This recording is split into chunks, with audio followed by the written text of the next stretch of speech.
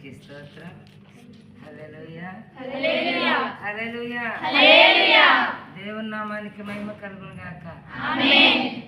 అందరూ చక్కగా సంతోషంగా కూర్చొని ఉన్నారా? అంటే ఇది మామూలుగా అయితే ఏదో ఒకటి ఆలోచిస్తూను, లేకపోతే ఫోన్లు చూస్తాను, లేకపోతే ఏదన్నా జరిగిద్దని మనసులో తలంపులతో పడుకోవాలని ప్రయత్నం చేసే టైం. కానీ దేవుని గొప్ప కృపను బట్టి దేవుని బైబిల్లో ఒక వాక్యం ఉంది కదా, యవ్వన కాలం ముందు నా కాడి మోయేవారు ధన్యులు అని ఉంది. కాడి మోస్తే నీకేదో చేస్తానని లేదు, ధన్యత. దేవునికి స్తోత్రం.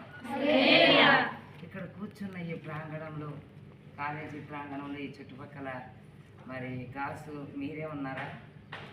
ఎంతమంది ఉండొచ్చు? సుమారు ఉన్నారు కదా, ఒక 50 మంది మినిమం, లోపల మినిమం ఇంతమంది ఇక్కడ సిద్ధపడ్డారంటే అది దేవుడిచ్చిన ధన్యత. దేవునికి స్తోత్రం. చిన్న ఆరాధన, నాకు పాటలు పాడే అలవాటు ఉంది, అందుకని చిన్న పాట పాడుకొని వాక్యంలోకి వెళ్దాం. దేవుని స్తోత్రం. ఇక్కడే కాలేజీలో నేను ఇక్కడ ప్రార్థన పెట్టేదాన్ని అని చెప్పాను కదా, చెట్టు కింద బాయ్స్ దగ్గర. అందులో ఒక తన పేరు నాగరాజు, నేను బాప్తిస్మం ఇచ్చాక నవదీప్ అని పెట్టాను. తను రాశాడు అన్నమాట పాట. నేను పాటలు రాస్తుంటే చూసి నాకు పాట రాసి ఆ పాట నాకు అప్పచెప్పాడు. దేవునికి నామానికి మహిమ కలుగును గాక. నన్ను ప్రేమించిన వాడవు,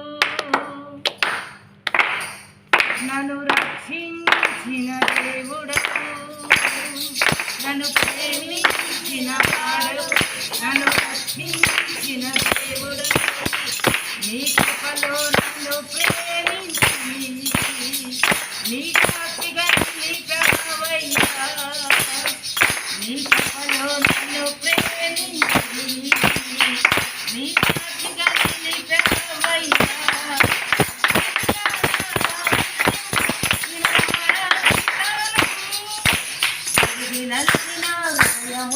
నేను ప్రార్థిస్తానయ్యా,